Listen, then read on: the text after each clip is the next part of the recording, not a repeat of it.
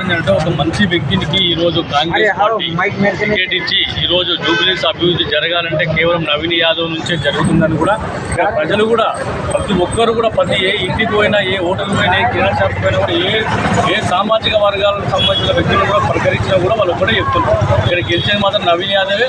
Already విజయం దాదాపు ఖరారు అయిపోయింది. కాకపోతే మెజార్టీ కోసమే ఇక్కడ మేమందరం కూడా పెద్ద ఎత్తున మహబూబ్నగర్ జిల్లా నుంచి వచ్చి ఇక్కడ మేము నవీన్ యాదవ్ గారికి మద్దతు తెలుపుతూ ఇక గత 15 రోజుల నుంచి కూడా మేము ఇక్కడే ఉంటున్నాం. మొత్తం మీద ఈనాడు ఏదైతే ముసలి వాళ్ళని రేటు వరకు పెంచారు 4,000 ఇస్తున్నారు. ఇవ్వలేదు. ఆటో కార్మికులకు ఈనాడు ఫ్రీ బస్ పెట్టడం వల్ల ఆటో కార్మికులకు ఓట్లు డైవర్ట్ చేయడం, అదేవిధంగా మహిళలకి ఏదైతే 2,500 ఇస్తున్నారో అది ఒక మహిళలను డైవర్ట్ చేయడం. సో ఇదంతా టీఆర్ఎస్ పార్టీ వాళ్ళు దర్శనం చేస్తారు. సో దీని పక్షం ప్రజలకు మీరు ఏం చెప్పాలంటే మేము ఇచ్చిన 6 పథకాలను కూడా ఒకటొకటిగా చేసుకుంటూ వస్తున్నాం.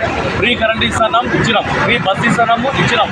అదేవిధంగా 10 సంవత్సరాల నుంచి కూడా ఏదైతే అప్పుడున్న తెలంగాణ ప్రభుత్వం కేసీఆర్ ప్రభుత్వం ఏదైతే ఉందో అది ఒక రేషన్ కార్డు కూడా ఇవ్వలేదు. మా పిల్లల పేరు కూడా కనీసం వాళ్ళని ఆ రేషన్ కార్డులో పేరు ఎక్కియలేదు.